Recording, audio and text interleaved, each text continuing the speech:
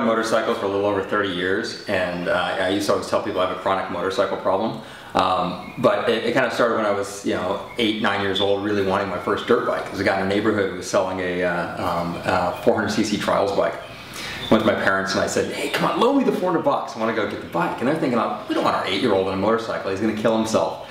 So they said, you got to earn half the money, and then you can get a new XR100. And I figured, it was going to take me until I was 16 to get the money for the bike.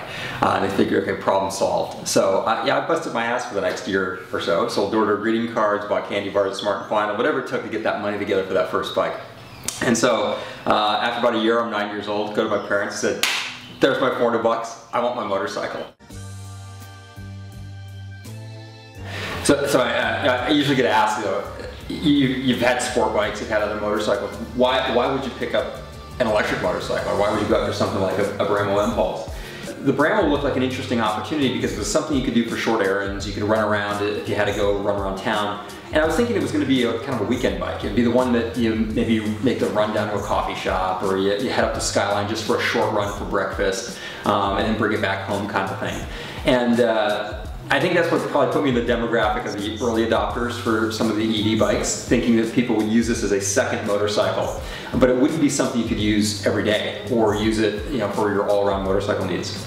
And so the funny part is that what really started out as something that I thought was this, probably not quite necessary motorcycle purchase, because it was going to be a second, kind of third bike.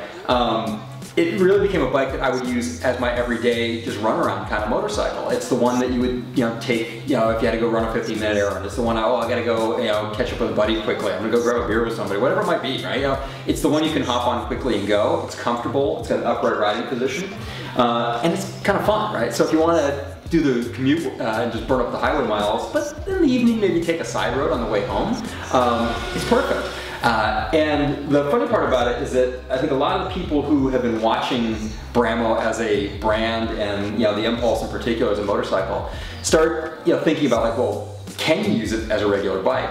You always get asked this by people who come up to you, and the fun part about it is no matter where you go, whether it's the run down to Home Depot to grab some sprinkler heads and bring them home in your jacket, versus maybe just stopping for a coffee in one of the towns around here, you'll inevitably get asked something by somebody. Either, is that electric? Wait, the bike's not making any noise. Or the funniest one was this kid, the high school kid, comes running up to me at full sprint. I parked the bike, threw it in the charger. He's running up full sprint, out of breath, comes up and goes, is that an Empulse? And so, people are taking notice. They're realizing they're out there. And the kid, it was his dream bike. I mean, he didn't want a Ducati Panigale, right? He didn't want, the next, Yamaha R1. He really wanted an Empulse. And so it's interesting to see how people's attitudes are changing towards them. And the fact that it really is a usable motorcycle that is great for not only running around, but credit to Brammo for the vehicle they bought. You can take this thing in the twisties, and you can really run it through the turns, and it's a great bike. It carries its weight well. It transitions side to side. It's very flippable as a bike. It's a great motorcycle, and it's really a credit to them about starting out with building something that was meant for motorcyclists. It's got a real transmission, it's got real suspension, it's got Brembo brakes. It's a real motorcycle. It just happens to have an electric motor. You've got your torque immediately on demand. If you're at a stoplight, your clutch is already out. You don't have to worry about slipping it or feathering it. So even for, I'd say, for novice riders, it's an easier motorcycle to learn to ride.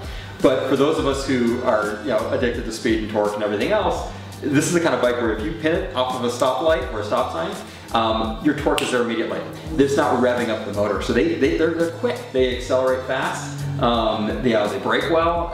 It's a great bike, and it's one of those things where if this is the beginning of what we have for electric motorcycles, you get excited about what's kind of coming next. Right? It's going to be fun.